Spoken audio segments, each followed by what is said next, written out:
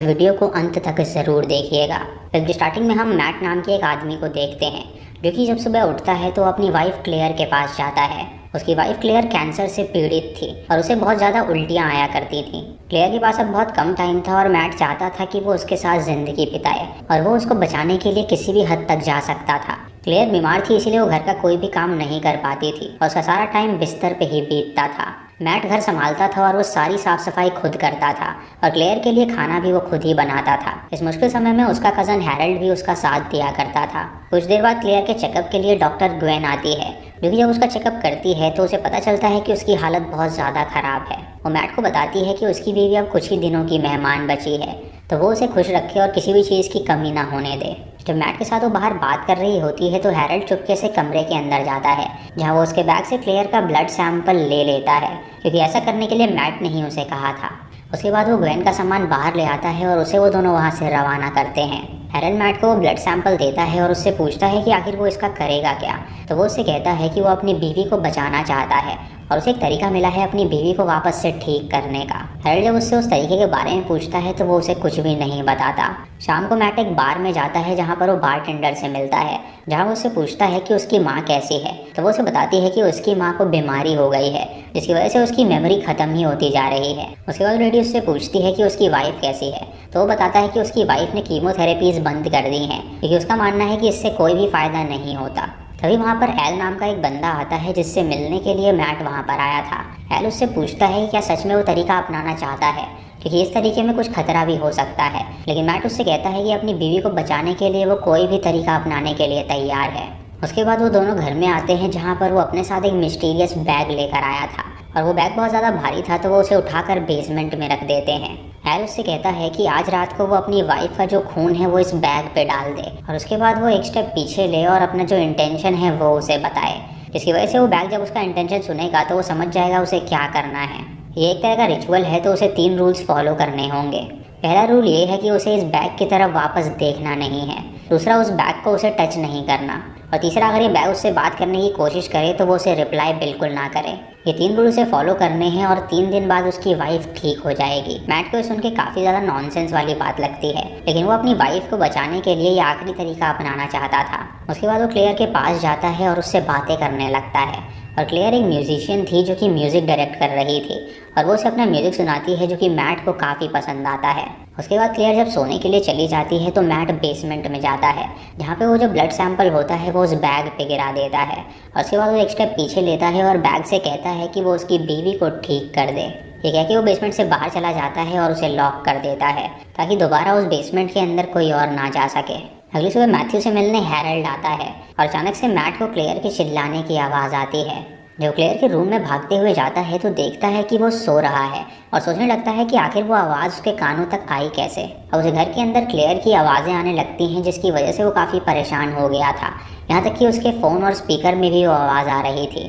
उस आवाज़ को बंद करने की कोशिश करता है, लेकिन वो डिमोनिक आवाज़ उससे कहती है कि वो उसकी वाइफ को ठीक कर देगा। उसके बाद वो अपनी वाइफ के लिए ब्रेकफास्ट लेकर जाता है और तभी अचानक क्लेयर को उल्टी आने लगती है, तो वो उसे उल्टी करवाता है। और उसके बाद क्लेयर जूस पीने लगती है, क्योंकि उसका मानना था कि करेले का जूस पीने से उसका कैंसर चला जाएगा। उसे सुलाने के बाद वो खुद सोने के लिए चला जाता है और रात को जब वो सो रहा होता है तो अचानक से उसे क्लेयर की आवाज़ आती है और जब वो उठता है तो देखता है कि वहाँ पर कोई भी नहीं है। तभी वो नोटिस करता है कि वो जो आवाज़ आ रही है वो बेसमेंट से आ रही है और ये सुनकर वो काफ़ी ज़्यादा घबरा जाता है।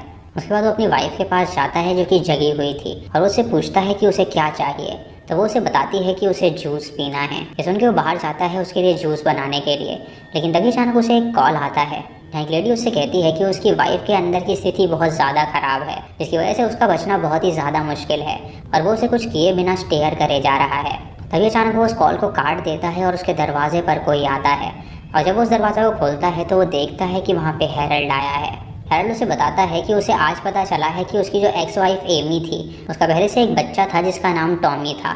टॉमी को कैंसर हो गया था, जिसकी वजह से उसकी मौत हो गई थी और एमी को बहुत ज़्यादा बुरा लगा था और वो उसे छोड़कर चली गई थी। हैरल्ड सारी बातें करते हुए गोल्फ खेल रहा था और तभी अचानक वो जो बॉल होती है वो दरवाजे से बेसमेंट में चली जाती है। हैरल्ड जब उसे लेने के लिए जाता है तो मैट उसे रोक देता है, लेकिन हैरल्ड उससे कहता है कि वो बॉल तो लाएगा ही, लेकिन वो उससे कहता है कि चाहे कुछ भी हो जाए वो अंदर वो बॉल लेने बिल्कुल ना जाए। ये कह के वो ऊपर चला जाता है, लेकिन हैरल्ड बहुत ज़िद्दी था और वो उसकी बात नहीं मानता और वो बेसमेंट में चला जाता है, जहाँ पर वो उस बैग को देखता है और उसे समझ में नहीं आता कि आखिर ये क्या चीज़ है। रात को मैट जब सो रहा होता है तो अचानक से उसे एक लड़की अपने रूम में नजर आती है, जिसके हाथ पे काला डॉट बना हुआ था और वो उसे दिखाकर हंसने लगती है। जब वो लाइट ऑन करता है तो वो लड़की वहाँ से भाग निकलती है। मैट को पहले आवाज़ें सुनाई देती थी और अब घर में उसे चीज़ें भी दिखाई देने लगी थी, जिसकी वजह से वो काफ़ी ज़्यादा परेशान था और उसे समझ में नहीं आ रहा था कि आखिर वो क्या करे। अगली सुबह भी वो सेम लड़की को देखता है, जिसे देखकर वो उसका पीछा करना चाहता है, लेकिन वो लड़की तुरंत वहाँ से भाग निकलती है।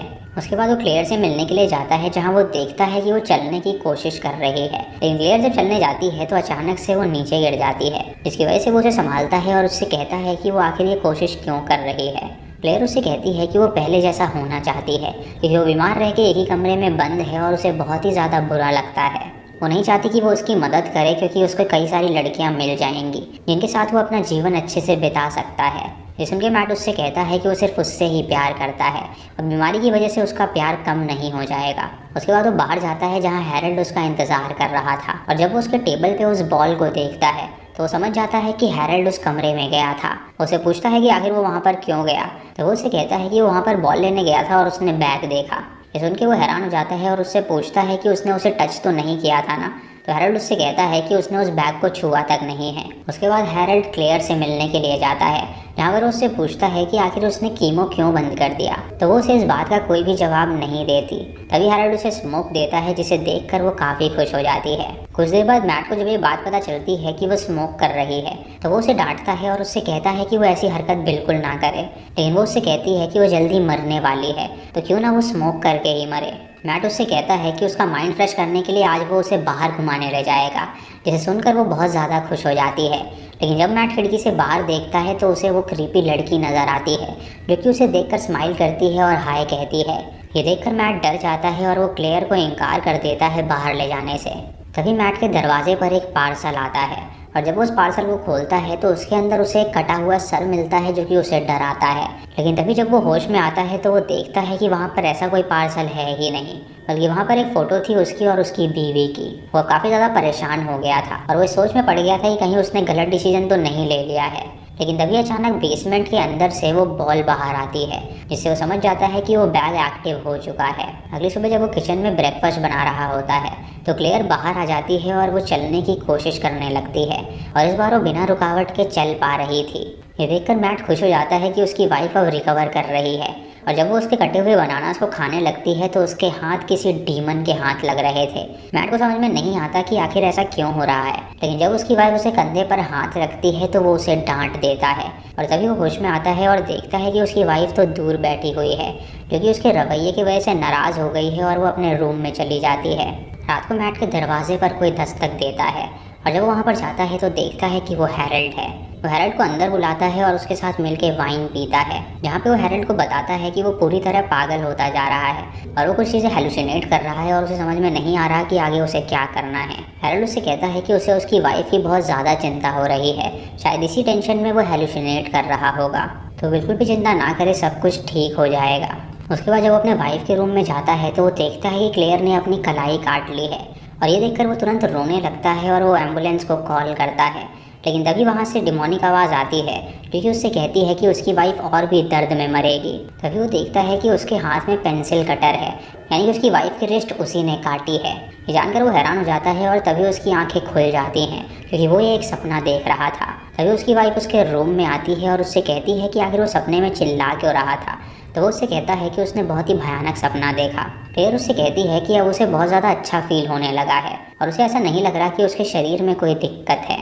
उससे पूछती है कि क्या वो उसके साथ सो सकती है, तो वो राज़ी हो जाता है और वो दोनों वहाँ पर इंटीमेट होने की कोशिश करते हैं। लेकिन तभी क्लेयर उससे कहती है कि वो तैयार होकर आ रही है, और जब मैट उसका इंतज़ार कर रहा होता है तो क्लेयर उसे कॉल करती है और वो उससे पूछता है कि आखिर वो कहाँ चली गई, तो वो उससे कहती है कि वो अपने बेड में है। ये सुनकर वो हैरान हो जाता है और तुरंत वॉशरूम में जाता है, जहाँ पर उसे खून नज़र आता है और नकली क्लेयर वहाँ पर थी। और जब वो क्लेयर के रूम में जाता है तो क्लेयर बीमार हालत में बेड पर ही पड़ी हुई थी। उससे पूछता है कि वो उसके रूम में आई थी या नहीं, तो क्लेयर उससे कहती है कि वो घंटों से इसी बिस्तर पर लेटी हुई है। मैट पूरी तरह दंग रह गया था, क्योंकि वो बैग उसके साथ खेल खेल रहा था। उसके बाद मैट जब बाहर जाता है स्मोक करने के लिए तो वहाँ पर उसे वही लड़की नज़र आती है जो कि उसे हाय कहती है। लेकिन मैट जब उसका पीछा करने के लिए जाता है तो वो लड़की वहाँ से भाग जाती है। जब वापस घर में आता है तो वो लड़की ठीक उसके सामने खड़ी होती है, क्योंकि उसे फिर से हाय कहती है और बेसमेंट में भाग जाती है। जब मैट बेसमेंट में जाता है तो बैग के अंदर से उसे एक हाथ निकलता हुआ नजर आता है और वो लड़की वहाँ पे आके उसे डराती है और वहाँ से भाग निकलती है। अब मैट का दिमाग पूरी तरह घूम गया था, जिसकी वजह से वहाँ पे जो कुछ भी हो रहा था वो उसे समझ ही नहीं पा रहा था।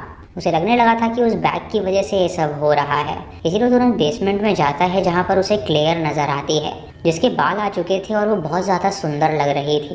ये देखकर वो हैरान हो जाता है और उसे लगता है कि शायद वो पैतरा काम आ चुका है।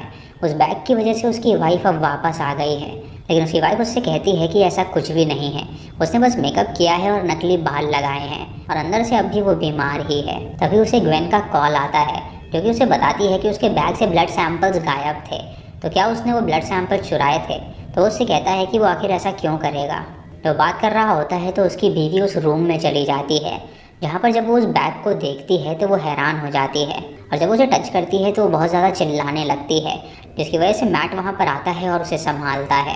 अब 3 दिन से ज़्यादा हो गए थे और उस बैग ने असर शुरू नहीं किया था, जिसकी वजह से वो एल से बात करना चाहता था कि आखिर ऐसा क्यों हो रहा है। वो एल को कॉल लगाता है लेकिन एल का नंबर ही नहीं लग रहा था, इसीलिए वो एल के बारे में सर्च करने लगता है, लेकिन वो उसे कहीं पर भी नहीं मिलता। फिर वो उस बार में जाता है जहाँ पर अक्सर एल आया करता था और वो बारटेंडर से एल के बारे में पूछने लगता है, लेकिन बारटेंडर उससे कहती है कि उसे उस आदमी के बारे में कुछ भी नहीं पता है। मैट बारटेंडर को बताता है कि एल से मिलना उसका बहुत ज़्यादा ज़रूरी है, क्योंकि उसकी वाइफ कुछ ही दिनों में मर जाएगी और उसके सवालों के जवाब एल के पास हैं, जिससे उसकी वाइफ की जान बच सकती है। ये सुनकर वो बारटेंडर फ़ोन बुक निकालती है, जहाँ पर वो एल का नंबर सर्च करने लगती है और वहाँ पर उसे उसका नंबर और एड्रेस मिल जाता है। उसे वो एड्रेस उसे देती है और मैट रात को वहाँ पर पहुँचता है। यहाँ पर जब वो डोरबेल बजाता है तो वहाँ पर वही लड़की उसे नज़र आती है, जो कि उसके लिए दरवाज़ा खोलती है और उससे कहती है कि उसने उसे ढूंढने में बहुत लेट कर दिया। वो उसे बैठाती है और उसके लिए चाय भी बना कर लाती है और वो देख पाता है कि वो लड़की काफ़ी अजीब तरह से बर्ताव कर रही थी। मैट उससे पूछता है कि आखिर वो हमेशा उसे क्यों देखता है, तो वो उससे कहती है कि वो जानबूझ के उसके घर में आया करती थी ताकि वो उसे किसी बारे में बता सके। उसे भी बताती है कि वो अक्सर उसे अपने सपने में देखा करती है, लेकिन तभी वहाँ पर एल आ जाता है, जो कि अपनी बेटी से कहता है कि वो वहाँ से चली जाए। ये सुनकर वो लड़की अपने रूम में चली जाती है और एल उससे कहता है कि दरअसल ये उसकी बेटी है। मैट उससे पूछता है कि आखिर 3 दिन हो गए हैं और उसकी वाइफ अभी तक ठीक नहीं हुई है, तो एल उससे कहता है कि दरअसल उसकी वाइफ को ठीक होने के लिए उसे मरना पड़ेगा। जब उसकी वाइफ मरेगी तो वो उसे उस बैग में डाल दे और उसके बाद वो जादुई बैग अपना असर दिखाएगा और उसकी वाइफ को वापस ले आएगा। ये रिचुअल का पार्ट है और उसने भी अपनी बेटी के साथ ऐसा ही किया था। उसकी बेटी भी बीमार थी और वो मर गई थी, लेकिन जब उसे उस बैग के बारे में पता चला तो उस बैग के अंदर उसने उसकी लाश को डाला और आज उसकी बेटी बिल्कुल सही सलामत वापस आ गई है। मैट ये सुन के हैरान हो जाता है और तभी उसे बेसमेंट से कुछ आवाज़ आती है, तो वो उससे पूछता है कि आखिर ये कैसी आवाज़ थी, तो एल उससे कहता है कि वो खुद जाके देख ले। जब मैट बेसमेंट में जाता है तो वो देखता है कि उसकी बेटी इंसान का मांस खा रही है और ये देखकर वो हैरान हो जाता है और तुरंत वहाँ से भाग निकलता है। तो वो अपने घर पे जाता है तो देखता है कि हैरल्ड उसका इंतज़ार कर रहा था और वो तुरंत अंदर जाके अपनी वाइफ को देखता है, जिसने बिस्तर पे ही अपना दम तोड़ दिया था और वो अब इस दुनिया में नहीं थी। उसे देखकर वो रोने लगता है और हैरल्ड उससे कहता है कि वो यहाँ से चले, लेकिन वो उस पर गुस्सा करने लगता है और उससे कहता है कि वो उसकी मदद करे। वो बैग लेकर ऊपर आ जाता है और हैरल्ड से कहता है कि वो उसकी वाइफ को इस बैग में डाल दे, लेकिन हैरल्ड उससे कहता है कि ये पागलपन है, जो इंसान मर गया है वो वापस आ ही नहीं सकता, तो ये बेवकूफ़ी करने का कोई फ़ायदा है ही नहीं। हैरल्ड उसकी बात नहीं मानता तो वो उसे पीटता भी है और उसके बाद वो खुद ही अपनी वाइफ को उस बैग में डाल देता है और फिर वो इंतज़ार करने लगता है, लेकिन वहाँ पर कोई भी असर नहीं होता। अब मैट ये बात एक्सेप्ट कर लेता है कि उसकी वाइफ अब मर चुकी है और उसका कुछ नहीं हो सकता, लेकिन तभी हैरल्ड के पीछे हम उस बैग को देख पाते हैं, जिसके अंदर से एक हाथ निकलता है और वो हैरल्ड पे अटैक कर देता है। जब मैट वहाँ पर आता है तो वो देखता है कि हैरल्ड का गला कटा हुआ है, जिससे वो उसकी मदद करने के लिए जाता है, लेकिन तभी उसके पीछे वो एक डीमन को देखता है, जो कि बहुत ही भयानक नज़र आ रहा था। वो डीमन तभी हैरल्ड के पास आता है और उसका मांस खाने लगता है और ये देखकर मैट बहुत डर जाता है और घर के अंदर ही भागने लगता है। वो डीमन उसका पीछा करने लगता है उसे मारने के लिए, लेकिन तभी मैट फिसल जाता है और गिरने की वजह से वो बेहोश हो जाता है। जब उसकी आंखें खुलती हैं तो वो अपने ऊपर ही उस डीमन को पाता है, जिसे देखकर वो डर जाता है और जब वो उसकी आवाज़ सुनता है तो उसे पता चलता है कि वो डीमन कोई और नहीं बल्कि वो उसकी वाइफ है जो कि मर के वापस आई है, यानी कि उसे वापस से ज़िंदगी मिल चुकी है। उसकी वाइफ उससे कहती है कि वो बहुत जल्द ठीक हो जाएगी और उसके बाद वो उसे किस करती है, लेकिन वो उसे धक्का देकर तुरंत नीचे आ जाता है और वो देखता है कि ग्वेन उससे मिलने के लिए आ रही है। वो ग्वेन के लिए दरवाज़ा खोलता है और वो समझ गया था कि अब उसे क्या करना है। जब ग्वेन अंदर आती है तो वो उससे कहता है कि वो उसके वाइफ के रूम में चले जाए चेकअप करने के लिए, और जब ग्वेन वहाँ पर जाती है तो वहाँ पर कोई भी मौजूद नहीं होता।